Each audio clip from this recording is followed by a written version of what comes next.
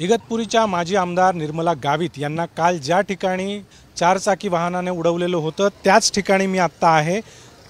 या रस्त्यावर आपण जर बघितलं तर पुढे 300 ते 400 मीटर अंतरावर निर्मला गावित यांचं घर आहे।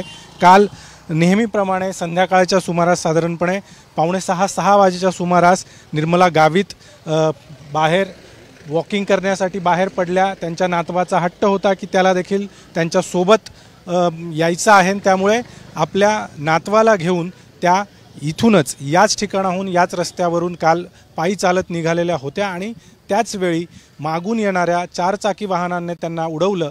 बोनेटवरून त्या काही अंतर फरफटत गेल्या आणि त्यानंतर पुढे कोसळलेल्या होत्या। शेजारी हा जो बंगला आहे याच बंगल्याच्या CCTVमध्ये अपघाताची थरारक अशी दृश्य जी आहे ती कैद झालेली आहेत आणि आता निर्मला गावित यांच्यावर खाजगी रुग्णालयामध्ये सध्या उपचार करण्यात येत आहेत। मात्र एकूणच आपण जर बघितलं तर दृश्यांमध्ये ते वाहन जे होतं ते आधी काहीसं स्लो झालेलं होतं आणि त्यानंतर अचानकपणे त्या वाहनाने वेग घेतला आणि निर्मला गावित ज्या रस्त्याच्या कडेने खरं तर पायी निघालेल्या होत्या त्यांना उडवलं आणि पुढे फरफटत नेलं आणि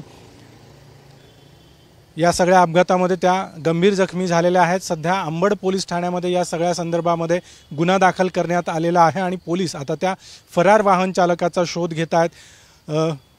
ज्या पद्धतीने हा सगळा अपघात घडला तो वाहन चालक जो आहे तो या ठिकाणाहून पसार झालेला होता आणि त्यामुळे त्या वाहन चालकावर हिट अँड रनचा गुन्हा दाखल करावा आणि त्याच्यावर कठोर अशी कारवाई करावी अशा पद्धतीची मागणी गावित कुटुंबियांकडून केली जाते आहे। कॅमेरामन प्रवीण काळबांडेसह अभिजित सोनवणे, साम TV, नाशिक।